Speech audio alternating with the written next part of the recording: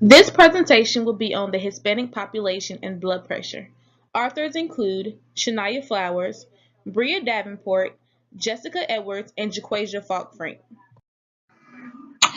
Mexico is a country that is located in North America.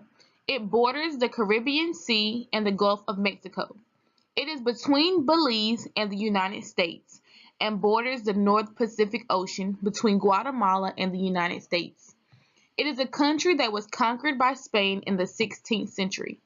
During the 19th century, Mexico finally gained its independence on September the 16th of 1810. The official date recognized by Spain is September the 27th of 1821. Today, their government consists of the Federal Presidential Republic. Their constitution was approved on February the 5th of 1917, and it has been revised with the latest being in 2015. It has a civil law system influenced by the United States constitutional law and judicial review of legislative acts. Mexico has an executive branch, judicial branch, and a legislative branch, just as America has. In 2000, the population of Mexico reported the existence of numerous religious groups. There was 87% Catholic, 3.2% Protestant, 3.1% non-religious, 2.7% independent Christian, 2% Mormon and Jehovah's Witnesses, 1.4% unaffiliated Christians, 0.3% Muslim, and 0.3% Buddhist, Jewish, and other faiths. After the Spaniards arrived to Mexico carrying the Catholic faith with them, the Mexican religion experienced important changes that led to the exclusion of many religions in favor of one, which was the true God announced by the Spanish priests. For instance, today many Mexicans appreciate an important cultural icon who also reflects the importance of the Catholic Church. The Virgin of Guadalupe depicts the Virgin Mary as a Mexican of Native American ancestry. By the mid-1550s, Spain had also assumed control of territory that once belonged to the Mayan Empire. In many local areas, people adapted distinct cultural traditions into popular religion in Mexico. For instance, they integrated nonviolent Christian beliefs with local religious practices and customs inherited from the pre-Christian era, just as they did in many parts of Europe. For example, the popular Mexican Day of the Dead holiday today represents a fusion of European customs surrounding All Souls Day with rituals from earlier Aztec and Mesoamerican tribal customs. It celebrates death in a festive, fearless way, much as Halloween does in the United States. Mexican religious rituals include making promises to God or to a saint, visiting shrines to offer gifts and prayers, offering medals and candles, or offering prayers. The population in Mexico is 123,166,749 as of July 2016. The Hispanic population in the United States is 56.6 million. A large number of Hispanics live in Illinois, Indiana, Kansas, Michigan, Nebraska, New York, Ohio, Utah, Washington, and Wisconsin. Some Hispanics work as farmhands while others work in factories. Most Hispanics do not finish high school. Ethnic groups include Mestizo, 62%, predominantly American Indian, 21%, American Indian, 7%, and other, 10%. Languages include Spanish, 92.7%, Spanish and indigenous languages, 5.7%, indigenous languages only, 0.8%, and unspecified, 0.8%. Some religions include Roman Catholic, 82.7%, Pentecostal, 1.6%, Jehovah's Witness, 1.4%, and other evangelical churches, 5%. Other, 1.9%, none, 4.7%, and unspecified, 2.7%.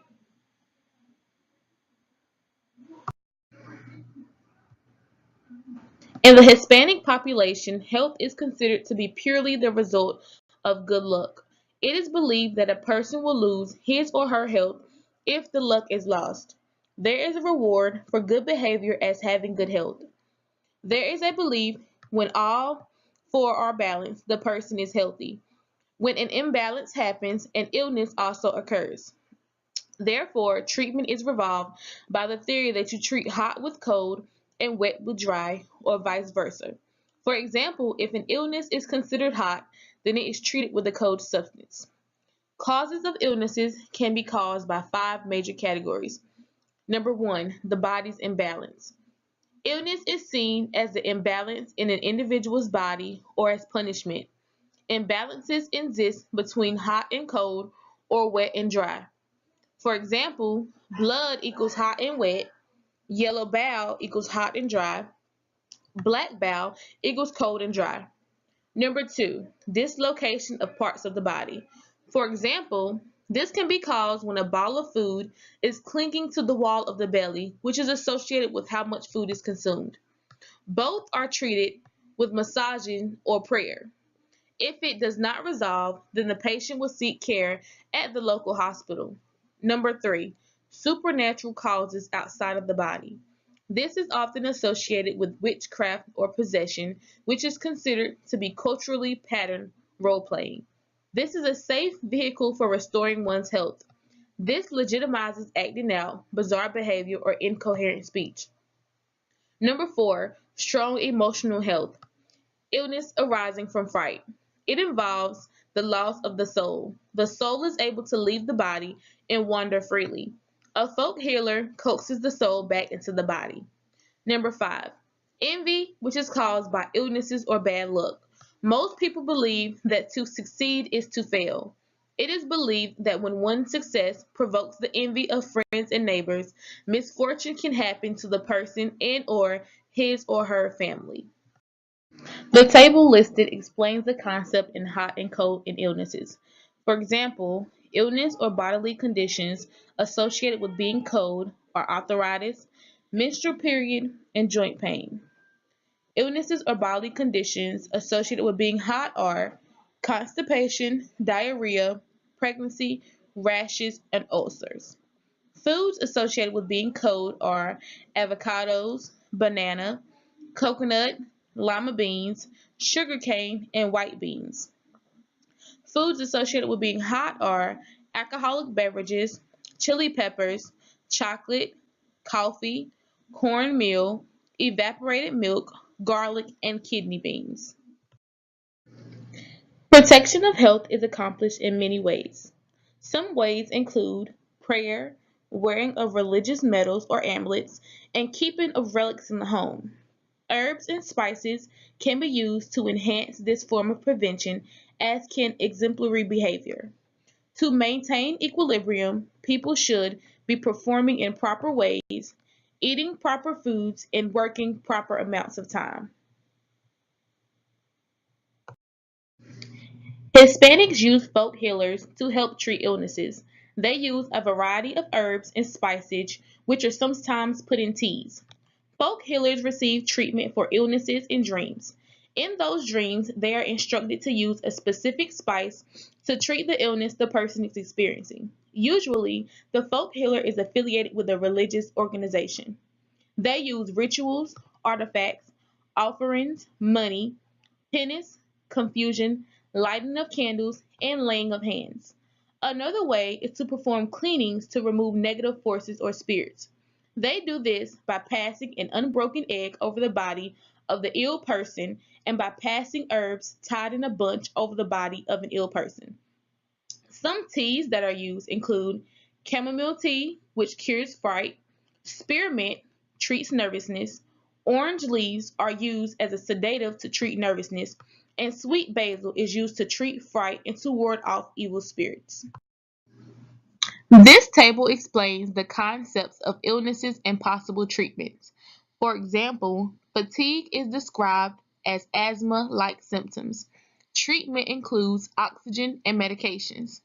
The source of treatment is that of a Western healthcare system. Empacho is where food forms into a ball and clings to the stomach, causing pain and cramps. The treatment includes strong massage of the stomach, medication, gentle pinching, and rubbing of the spine. The source of treatment is folk. Hispanics tend to be present time oriented. They are more focused on right now rather than on the past or future events and outcomes. They are also known to not acknowledge that the choices that they make can create issues for them down the road. Some selected characteristics of Hispanic Latino American children and adolescents include behavioral emotional expressiveness. Those characteristics include restraint of feelings, which are particularly anger and frustration. The verbal category has a characteristic of limited verbal expressions toward authority figures. The nonverbal listening category has characteristics of preference for closer personal space and avoidance of eye contact when or speaking to authority figures. Hispanic families rely on their extended family network and become involved in intergenerational helping networks. Strong ties extend beyond the nuclear family to a cohesive extended family of grandparents, cousins, aunts, uncles, and godparents. The valuing of family considerations over individual needs permits the literature concerning the Hispanic family culture. Mexican family socialization emphasizes the needs of the whole family with an expectation of loyalty from each family member. Hispanics rely on each other for almost everything in our society because they have been taught to stand together to survive. Hispanics tend to have a very blended genetic history. Their genetic history includes Central Americans, Native Americans, Spanish, Africans, and various Indian tribes. Skin tone tends to range from very light to dark brown. Eye color is generally determined by genetic history. The two most common eye colors are blue and brown. Hair color is also determined by genetic history. Hair could be straight or curly and range from black to blonde. Those with black hair have genetics that may be more closely related to indigenous Indians, while blonde hair may have resulted from Spanish backgrounds. Healthcare for Hispanics is influenced by a variety of factors. Those factors include, but are not limited to, language and culture barriers, lack of access to preventive care, and the lack of health insurance. The Centers for Disease Control and Prevention has cited some of the leading causes of illnesses and death among Hispanics. Some of those diseases include heart disease, cancer, unintentional injury, which is accidents, stroke, and diabetes. Hispanics can also be affected by asthma, chronic obstructive pulmonary disease, HIV and AIDS, obesity, suicide, and liver disease. Obesity, which often leads to hypertension and heart disease, also has a high rate among Hispanics. This image displays the 10 leading causes of death for non-Hispanic whites versus Hispanics. In chronological order, the 10 leading causes of death for non-Hispanic whites include heart disease, cancer, chronic lower respiratory diseases, unintentional injuries, stroke, Alzheimer's disease, diabetes, influenza and pneumonia, suicide, and kidney disease. The 10 leading causes of death for Hispanics include cancer, heart disease, unintentional injuries, stroke, diabetes, chronic liver disease and cirrhosis, chronic lower respiratory diseases, Alzheimer's disease, influenza and pneumonia, and kidney diseases. Non-Hispanic whites are more likely to have heart disease, cancer, and high blood pressure. Hispanics, on the other hand, have a higher percentage of having poorly controlled high blood pressure. Gender roles are very prominent in the Hispanic culture. Having a large family tends to be a sign of machoism. Like many beliefs in the United States culture, the Mexican male is expected to provide for his family financially, while the woman is expected to take care of the children and run the home. In most households, both spouses tend to work. Decision making is primarily left to the responsibility of the adult male, but all close adults may be consulted. Another view that is similar to that of the United States culture is the belief that the woman is often viewed as the force holding the family together by sharing cultural wisdom.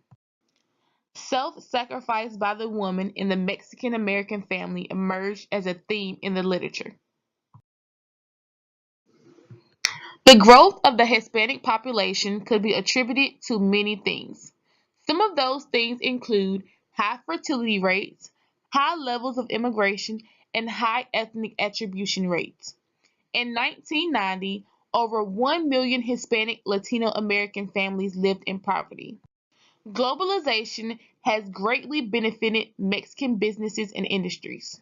Mexico is a free trade environment, which means that goods come in and out. This also means that Hispanics could be benefited or hindered. In an ideal world, economic policies would serve to assist the most vulnerable populations for the benefit of all. Most systems, however, tend to increase inequality. That is something that is unlikely to change until global leaders begin to prioritize people over profits. There are many class structures in the Hispanic culture. Peninsulares are the richest and most powerful social class of Mexico. They tend to treat lower class people very brutally, which has led to revolts among the lower classes. White Mexicans possess the complete control over the lives of the mestizos with darker skin and the American Indians as well. They are very active at the administrative level. Criollos were people of true Spanish plunge and were born in the Americas. They possessed little political power but were equipped with great economic and wealth influence in Mexico. Mestizos accounted for approximately 60 to 80% of the population. They are people of mixed European and Indian descendants. American Indians are among the lowest level of the Mexico social hierarchy. They make up only 10 to 30% of the entire Mexican population. The other category is the lowest class of the Mexico social hierarchy. These groups formulate only 3% of the entire Mexican population. Hepatitis A is an epidemic in Mexico, and all travelers should have at least the first dose of the hepatitis A vaccine before traveling to Mexico. Large outbreaks of dengue have been reported in recent years in Mexico, and dengue virus transmission should be considered a risk year-round. To prevent dengue, travelers to Mexico should take measures against mosquito bites. The hurricane season in Mexico normally runs from June to November.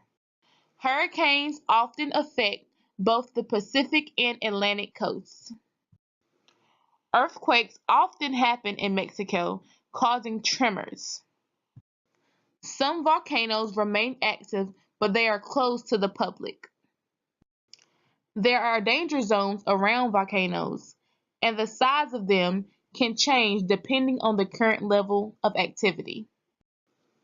Unlike the United States, Mexico only has two seasons. Those seasons are wet and dry.